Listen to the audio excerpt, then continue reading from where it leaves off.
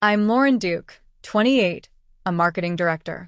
The champagne flute slipped from my fingers, crystal exploding against marble as I stared at the cream-colored envelope that had just arrived by courier. My name written in Marcus's familiar handwriting made my stomach lurch. After 3 years of silence, he was reaching out. The sound of shattering glass echoed through my empty apartment like a gunshot, and I could smell the expensive champagne mixing with the metallic scent of my own panic. Before I go further, tell me in the comments where you're watching from, and if you're hooked already, a like and subscribe will keep these stories coming. I bent down to collect the larger pieces, my hands trembling as I opened the envelope. Wedding invitation. Marcus Chun and Victoria Ashworth request the pleasure of my company. The date was 3 weeks away. The venue was the Ashworth estate, of course it was. Victoria's family owned half the city's real estate, including the building where I'd once shared an apartment with Marcus during our 4-year relationship. 4 years of being his emotional support system while he built his tech startup. 4 years of believing his promises that we'd get married once his company went public. 4 years of watching him network at parties where Victoria Ashworth floated through crowds like she owned the air itself, which, given her family's wealth, she practically did. The apartment felt suffocating suddenly. I walked to my kitchen window, pressing my forehead against the cool glass. Outside, Seattle's skyline glittered in the evening light, and I could hear the distant hum of traffic mixing with the sound of my own ragged breathing. The city looked the same as it had the night Marcus told me he was taking a break to focus on himself, which apparently meant focusing on Victoria's trust fund and social connections. My phone buzzed. A text from my best friend Jenna. "Girl, did you see the society pages? Your ex is marrying that Ashworth princess. You dodging that bullet or what?" I set the phone down without responding and picked up the invitation again. The paper felt expensive between my fingers, thick and textured. Everything about Victoria was expensive. Her clothes, her car, her perfectly straight teeth, her effortless confidence that came from never having to worry about student loans or whether you could afford both groceries and rent in the same week. But as I studied the invitation more closely, something caught my eye. The RSVP card had fallen out, and there was a handwritten note on the back in different handwriting. Not Marcus's careful script, but something more hurried. "Please come. I need to see you. M." The desperation in those words made my chest tighten. After using me as his emotional crutch for years, after disappearing the moment someone better came along, he had the audacity to need me at his wedding? The anger that had been simmering for 3 years finally began to boil over. I grabbed my laptop and opened my contacts. If Marcus wanted me at his wedding, I'd give him exactly what he asked for. But I wouldn't be going alone. 20 minutes later, I was staring at a phone number I'd saved but never called. James Ashworth, Victoria's ex-fiancé. They'd been engaged for 2 years before she broke it off last spring, right around the time she started appearing in photos with Marcus. James had been devastated, according to the gossip columns. He'd also been gorgeous, successful, and from what I remembered, genuinely kind. My finger hovered over the call button. This was insane. I was about to call a man I'd met exactly twice at charity events, both times when I was still with Marcus. But something about the way Victoria had looked at Marcus even then, the way she'd touched his arm just a little too long when she thought I wasn't watching, made my decision for me. The phone rang 3 times before a familiar voice answered. James Ashworth. "James, this is Lauren Duke. We met at the Children's Hospital Gala last year. I was with Marcus Chun." A pause. "Lauren. I remember you. How are you?" His voice was warmer than I'd expected, with none of the bitterness I'd anticipated. Well, I just received an interesting invitation. To Marcus and Victoria's wedding." Another pause, longer this time. "Ah. That must be complicated for you. You could say that." "James, I know this is going to sound crazy, but would you be interested in being my date to their wedding?" The silence stretched so long I thought he'd hung up. Then I heard him laugh, not mockingly, but with genuine amusement. "You know what, Lauren? That might be the best idea I've heard all year. When do we need to discuss strategy?" As I hung up the phone, I caught my reflection in the dark window. For the first time in 3 years, I was smiling. But as I turned away from the glass, I noticed something that made my blood run cold. There was someone standing in the shadows across the street, and they'd been watching my apartment. The figure across the street vanished the moment I focused on them, melting back into the darkness between streetlights like they'd never been there at all.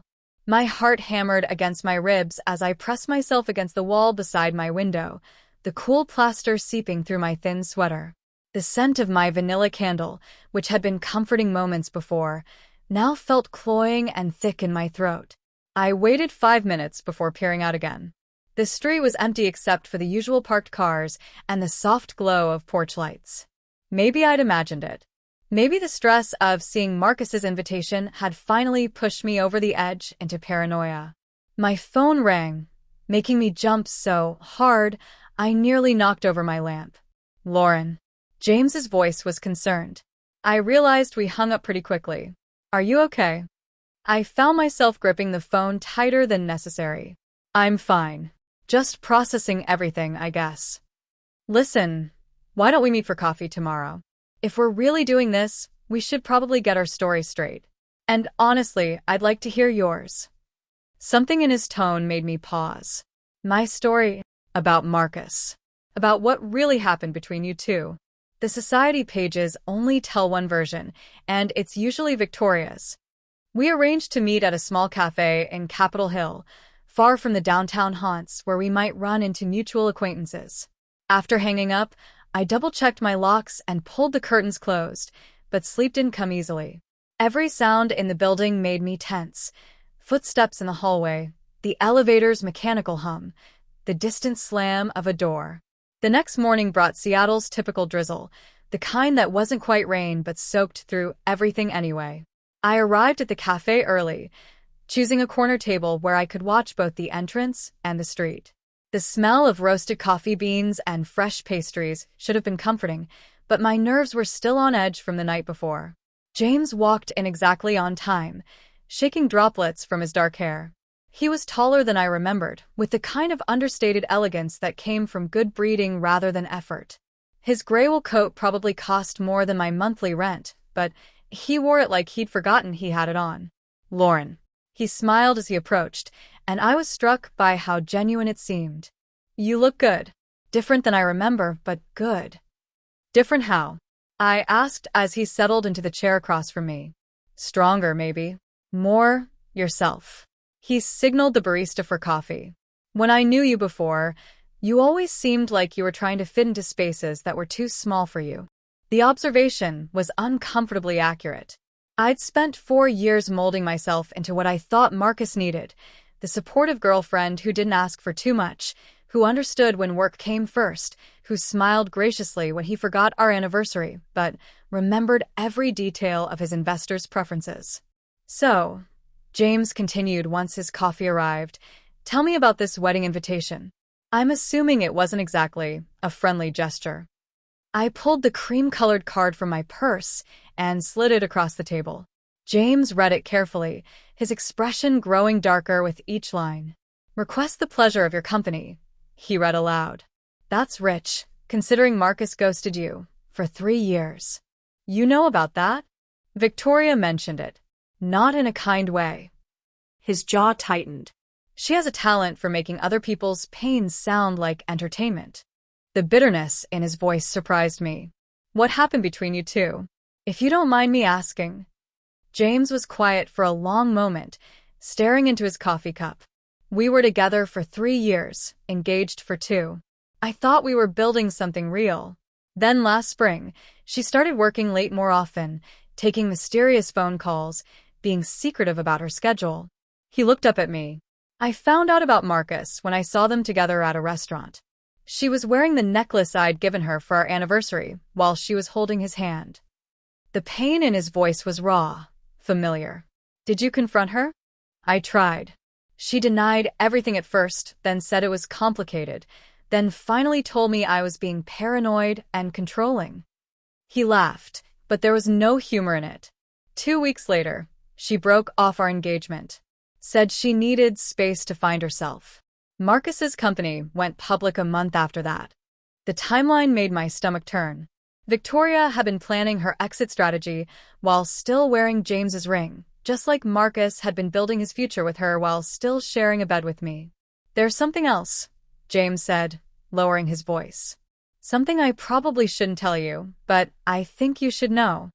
My coffee suddenly tasted bitter. "What?" "Victoria's been asking questions about you. Through mutual friends, social media, even hiring a private investigator. She's been tracking your life since she got together with Marcus." The cafe seemed to tilt around me. Why would she do that? I don't know. But Lauren, if someone was watching your apartment last night. He leaned forward, his expression serious. Maybe it wasn't random. Before I could respond, my phone buzzed with a text from an unknown number. "Saw you at the cafe. Cute date. Hope James knows what he's getting into."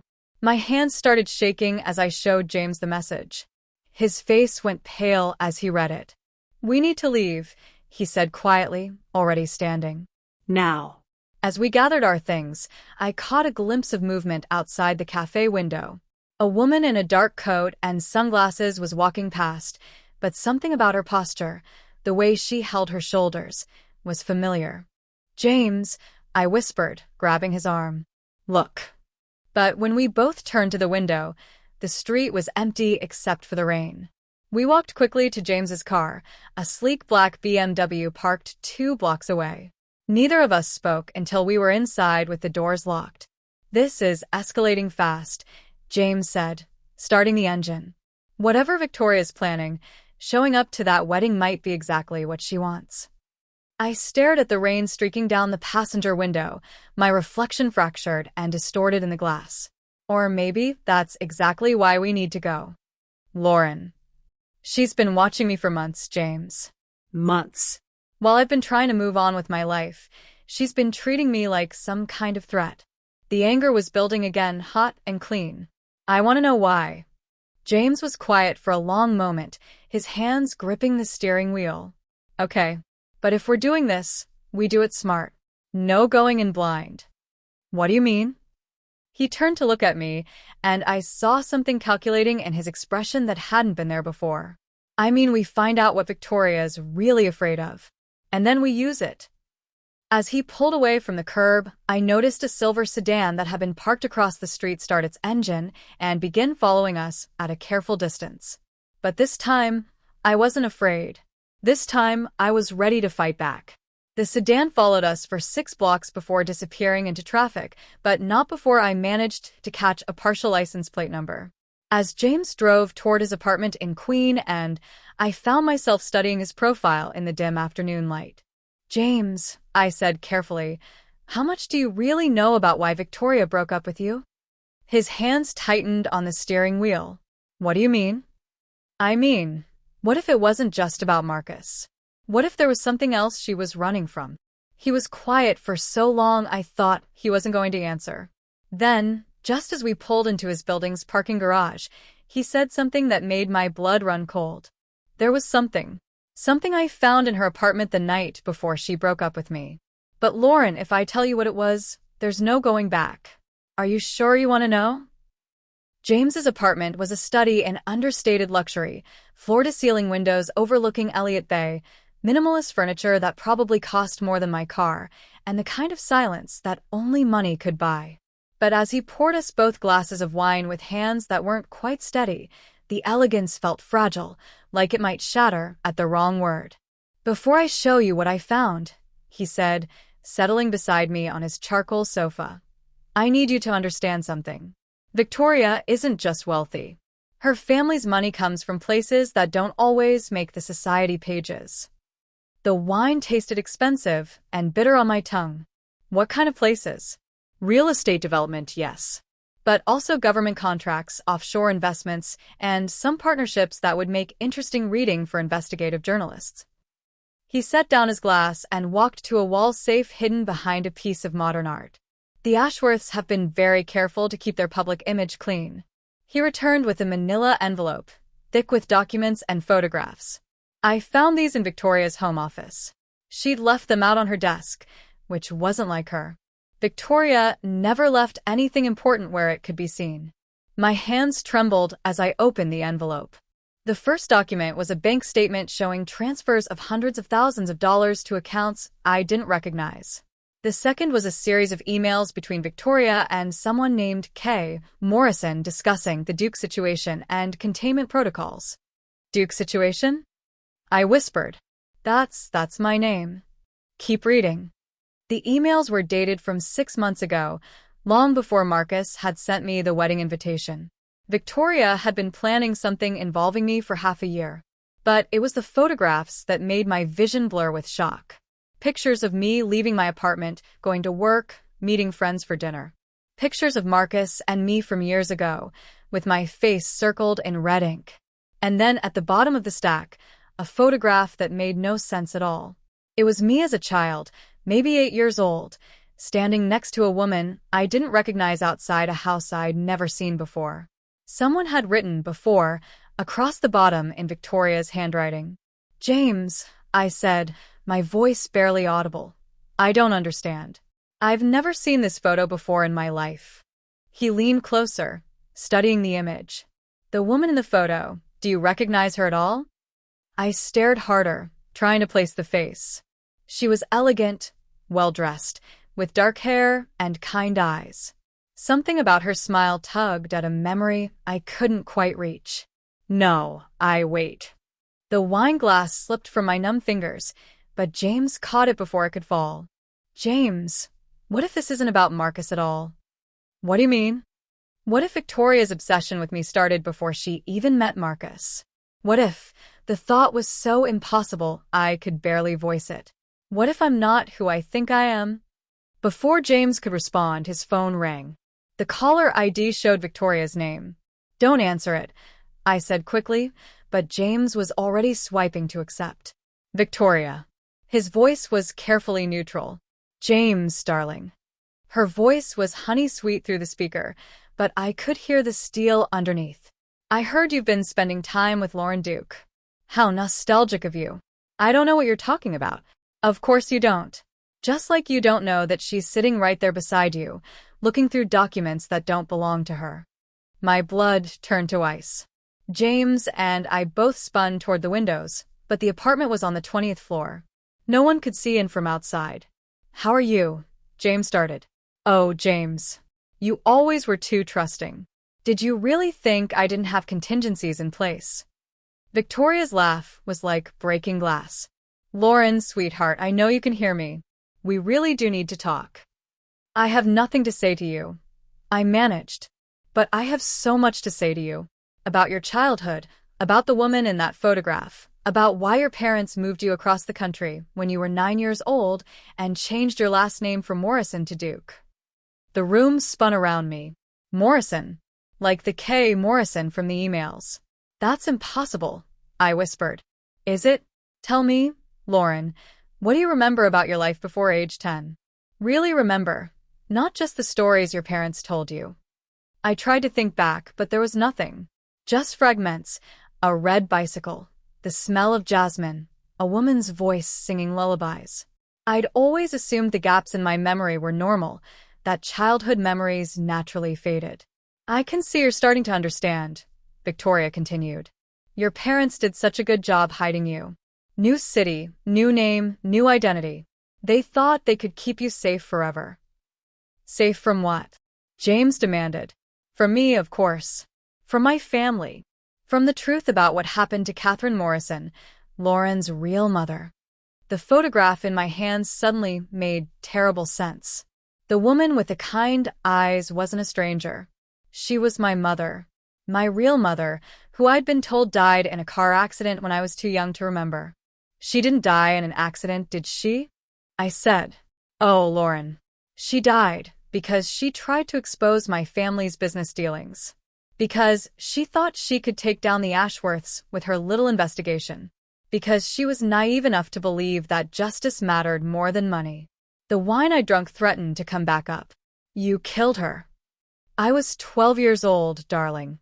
But my father, well, he's always been very protective of the family reputation. Your mother's death was unfortunate but necessary. James was already moving, grabbing his keys and my coat. We're leaving. Now. Oh, I don't think so. Victoria's voice turned cold. You see, the wedding is tomorrow and Lauren is going to attend. She's going to walk down that aisle and she's going to watch me marry Marcus. And then she's going to disappear. Just like her mother did. Like hell I am. You will, because if you don't, I'll make sure everyone you care about suffers the same fate as Catherine Morrison.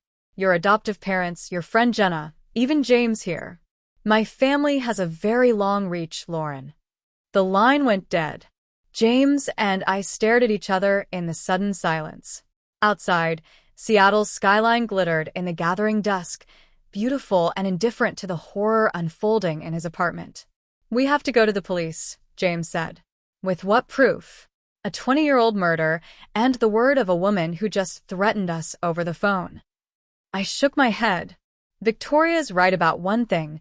Her family's reach is long. They probably have half the police department in their pocket. Then what do we do? I looked down at the photograph of my real mother, at her kind eyes and gentle smile.